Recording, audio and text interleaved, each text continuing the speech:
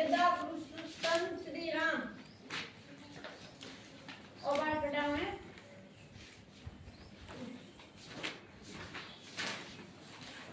और बार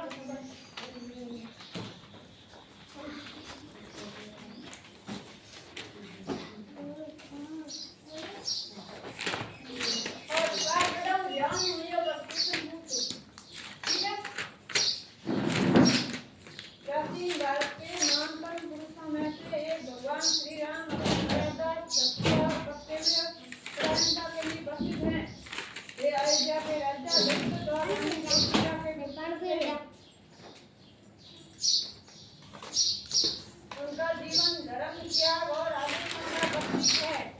श्री राम को मर्यादा पुरुषोत्तम कहा जाता है क्योंकि उन्होंने जीवन भर धर्म और आजीवन का पालन किया। उनका चरित्र हमें सिखाता है कि सच्चाई और न्याय के मार्ग पर चलना ही श्रेष्ठ जीवन का आधार है। राम का जन्म अयोध्या में हुआ था। वे 4 भाई थे, राम, लक्ष्मण, भरत और शत्रुघ्न। चारों साथ खेलते हुए बड़े हुए। वे सभी गुरु वशिष्ठ के आश्रम में शिक्षा ग्रहण करने लगे, जहाँ उन्होंने वेद, धनुर्विद्या और नीति शास्त्र की शिक्षा ली। श्री राम बाल्यकाल से ही सत्यशील और धैर्य से परिपूर्ण थे। वे अपने माता पिता और गुरुजनों की आज्ञा का पालन करते थे और अपने भाइयों से स्नेह करते थे। राक्षसों ने यज्ञ की रक्षा के लिए विश्वामित्र ने राजा दशरथ से राम और लक्ष्मण को मांगा।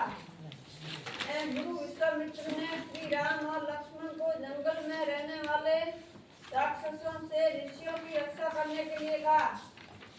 श्री राम ने ताड़का नामक राक्षसी का वध ऋषियों को निर्देश दिया। श्री राम का विवाह मिथिला के राजा जनक की पुत्री सीता के साथ हुआ था। श्री राम का विवाह किसके साथ हुआ था? जोर बोलो। राजा जनक ने घोषणा की थी कि जो शिव धनुष को उठाकर उनकी पत्नी से सजाएगा उसी से सीता का विवाह होगा। श्री राम ने सजता से यह कठिन कार्य कर दिखाया और सीता का स्वयंवर सफल हुआ। उनका यह कार्य अदम्य शक्ति और संयम का प्रतीक था। जब श्री राम के राज्याभिषेक की तैयारी हो रही थी तब उनकी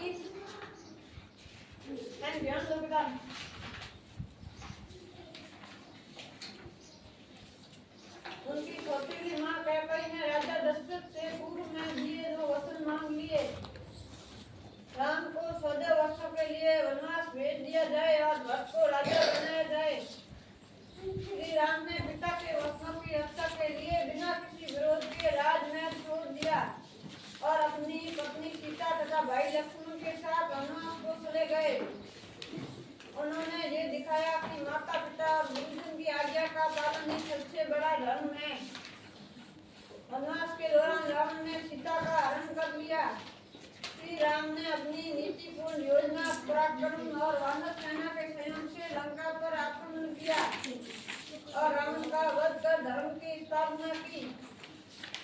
उन्होंने ये संदेश दिया कि अधर्म और अन्याय का अंत निश्चित है, चाहे वह कितना भी शक्तिशाली क्यों न हो।